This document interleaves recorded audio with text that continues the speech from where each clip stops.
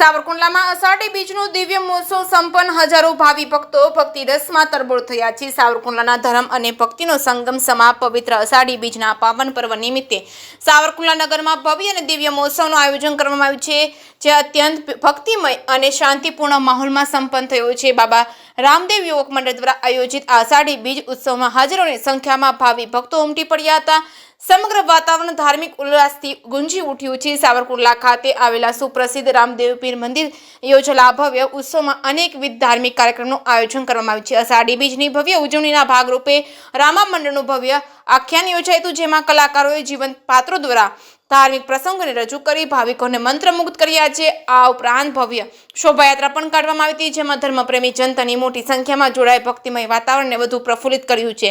ભોજન પ્રસાદ અને ભજન સંધ્યા જેવા કાર્યક્રમોએ ઉત્સવમાં ચાર ચાંદ લગાવ્યા છે। સૌ ભક્તોએ ભવ્ય આનંદનો અનુભવ કર્યો છે। સમગ્ર મહોત્સવ દરમિયાન સાવરકુંડલા ટાઉન પોલીસ સ્ટેશન દ્વારા સુચારુ અને સઘન પોલીસ બંદોબસ્ત ગોઠવવામાં આવ્યો છે।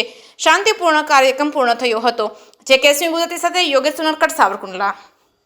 બાબા રામદેવ યુવક મંડળના સભ્યો બોલીએ છીએ કે અહીંયા દર વર્ષે રામાપીરના મંદિરે અષાઢી બીજનો ઉત્સવ કરીએ છીએ, તેમજ આજુબાજુના વિસ્તારમાંથી દરેક ભાઈઓ વિદ્યુત નગરમાંથી તેમજ આખી હોસ્પિટલ પાસેથી દેવડાપરામાંથી નેજા લઈને આવે છે અને પોલીસના બંદોબસ્ત સાથે બધી સેફટીમાં ઉજવીએ છીએ ઉત્સવ અને સારો ઉત્સવ ઉજવીએ છીએ।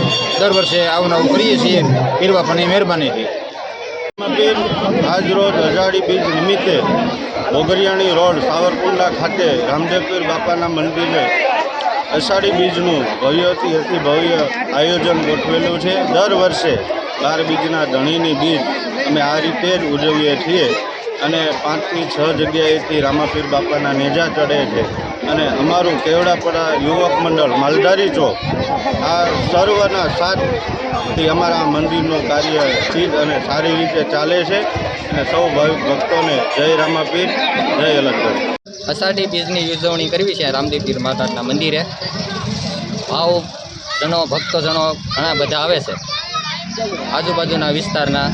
પછી આપણે ડીજેની શોભાયાત્રા કાઢવી છે, પછી પોલીસ બંદોબસ્ત એટલો અહીંયા રહે છે, પછી હજારો માણસોનું જમણવારી થાય છે અહીંયા મંદિરે।